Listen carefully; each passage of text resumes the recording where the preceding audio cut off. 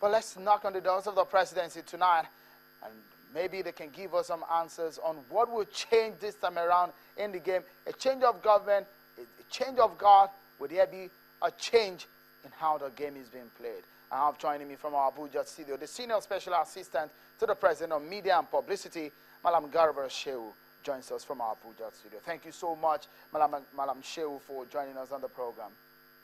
Okay, well, before I bring him on, let me bring my other guest who is now joining me in our Lagos studio right now. Mr. Bismark Rewane joins us again. Thank you so much. Thank you, Chef. Of course, when we have difficulties in making sense of figures and what happened economic-wise, of course, you were one person that we always want to bring here, an economist and the CEO of Financial Derivatives, who joins us now. Let's make sense of this issue, shall we? What the ACM, Alex Badi, said about the issue of the funding and every other thing. Give us a sense of what exactly, because I know that the nation, out of the nation's budget, 25% of it goes to the defense, into defense budget.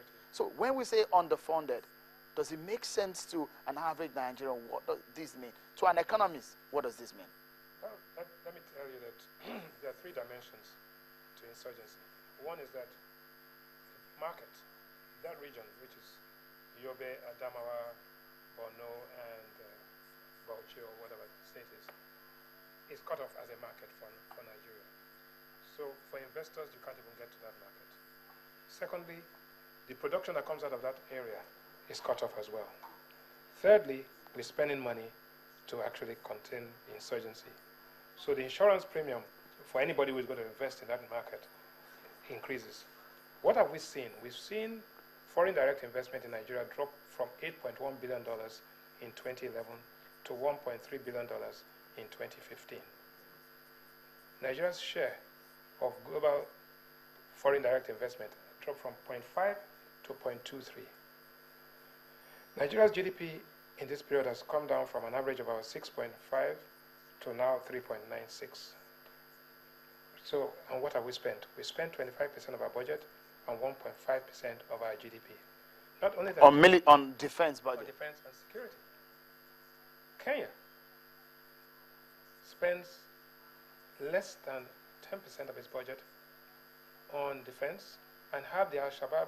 There have been two attacks since 2013, the one in the university and the other one in the... All right. Mr. Rewane, just before we go into the African context and what have you, I think we have Malam Garba Shehu joining us from our Abuja studio, because, look, what we're going to be doing on the program is to break the issues down. Of course, everyone wants to see a change in the dynamics of this game, and that's why we'll be asking the presidency the questions tonight. Malam Garba Shehu, many thanks for having you join us at this time. Tell us, what exactly do you have as information when the Chief of Defense Staff, the outgoing Chief of Defense Staff, says that the military is underfunded, and in fact he said it was neglected?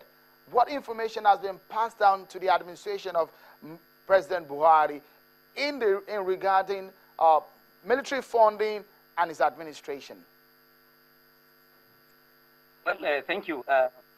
Having taken office in May, the president has said one sentence, not less than 10 times that I heard him speak. He has kept on saying that his main mission will be to secure the country and manage it efficiently. And from then to now, you can see that he has tackled the issue of lack of security and insurgency with a single-minded determination. As we speak, you know that the Command and Control Center has moved to Maiduguri upon his instruction. The service chiefs have been changed, and that as we speak now, there is no Nigerian territory that can be called a Boko Haram territory. There has been a massive infusion of troops in the fighting area. There has been massive infusion of equipment, of ammunition, and morale has surged among the fighting forces. even the victims of this violence, quite a number of them are gradually moving back to areas that have now been recovered from the terrorists. And some semblance of normalcy is being restored. The president is quite interested in what is going on. As we speak now, Boko Haram has been severely degraded. Their own facilities, their camps have been destroyed. They are in disarray. In fact, in the last 10 or so days, 7 to 10 days since the commencement of operation by the Multinational Joint Task Force, an enhanced operation by the Nigerian Army, you know, it can clearly be said without the fear of equivocation that Boko Haram is now in disarray, is without central command and coordination. All right. Now, let me come in here, Madam Shehu, for a sector which gets 25% of a nation's budget. And when the ACM, Alex Bade, came out to say that it's underfunded with a 25% of the nation's budget, then naturally we send some signals and jitters somewhere. And does this actually draw the attention of the president? The president is interested in every penny that leaves the Nigerian treasury. As you are aware, records are being checked, not only in the oil sector, but in various others. He's of course interested to know what has happened to the equipment that have supposedly been bought and supplied, some of which may be there on the ground, I may not be. Only a thorough audit will reveal this. Disclosures have been made about substandard in the Nigerian fighting soldiers themselves had taken to the international radio. They had been supplied equipment that are not up to standard, including, you know, objects that should fly but don't fly. But again, as it is now, my thinking is that it is not time to stay, you know, looking back and recriminating over some of these things. President Buhari wants to bring an urgent end to the unwanted situation, and he's focused on one thing. The amount of work going on, the amount of activity happening is such that it has given him the confidence to say for the first time since he assumed office that there can now be a timeline for an end to the Boko Haram. So we are making progress, and of course it is all due to the efforts of the president himself. All right, it's glad to hear that we're making progress, but of course you know that we've heard these many times more than you can ever imagine. A lot of Nigerians have their eyes on this matter and they want it to go as fast as it can. But then one will be wondering what has happened between 2014 and this very moment.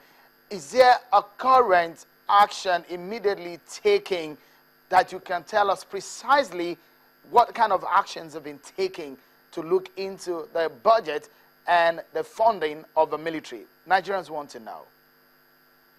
Well, as I said to you, the president has facilitated the funding and the equipment for the military. Beyond that, there is, of course, enormous support that is coming, that has come, that is still being expected from our partners, the United States and the European Union, all of which have made a commitment to contributing, you know, to equipping the military.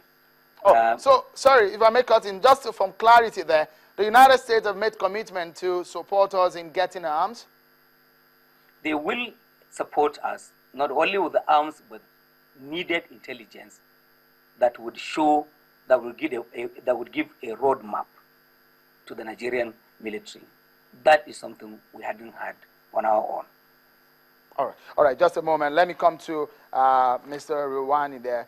I mean, when Madam Garba Shehu is talking about the auditing of what has gone wrong, how bad connection. Have things been from your own point of view because of some of the facts and the figures that we have now? How bad do you think things have gone?